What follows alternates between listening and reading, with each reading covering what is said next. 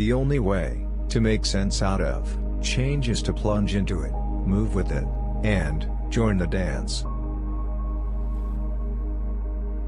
No work or love will flourish out of guilt, fear, or hollowness of heart, just as no valid plans for the future can be made by those who have no capacity for living now. But the attitude of faith is to let go and become open to truth, whatever it might turn out to be. We identify, in our experience, a differentiation between what we do and what happens to us. Reality is only a Rorschach ink blot, you know. A myth is an image in terms of which we try to make sense of the world. Faith is a state of openness or trust. And the attitude of faith is the very opposite of clinging to belief, of holding on. Trying to define yourself is like trying to bite your own teeth. Wars, based on principle, are far more destructive. The attacker will not destroy that which he is after. You don't look out there for God, something in the sky. You look in you. You and I are all as much continuous with the physical universe as a wave is continuous with the ocean.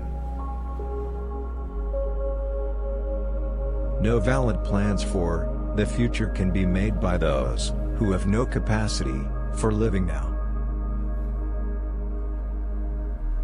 So what is discord at one level of your being is harmony at another level. Omnipotence is not knowing how everything is done, it's just doing it. What the devil is the point of surviving, going on living, when it's a drag.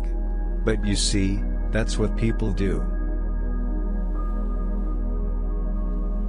The religious idea of God cannot do full duty for the metaphysical infinity. Zen does not confuse spirituality with thinking about God while one is peeling potatoes. Zen spirituality is just to peel the potatoes. But we try to pretend, you see, that the external world exists altogether independently of us. The style of God venerated in the church, mosque, or synagogue seems completely different from the style of the natural universe.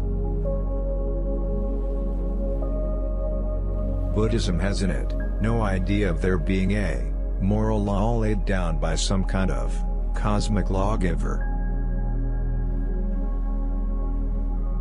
Religion is not a department of life, it is something that enters into the whole of it.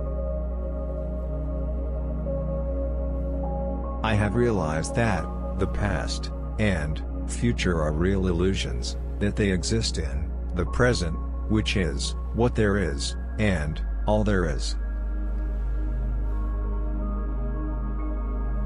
I owe my solitude to other people. The ego is nothing other than the focus of conscious attention. Never pretend to a love which you do not actually feel, for love is not ours to command. Technology is destructive only in the hands of people who do not realize that they are one and the same process as the universe. Unless one is able to live fully in the present, the future is a hoax. You are that vast thing that you see far, far off with great telescopes. Saints need sinners.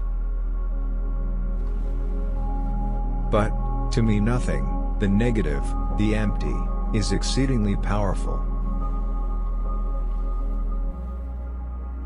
The reason we want to go on and on is because we live in an impoverished present.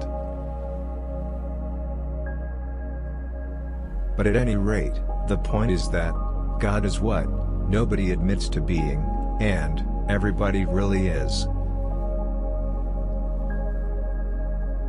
The difficulty, for most of us, in the modern world is that the old-fashioned idea of God has become incredible, or implausible.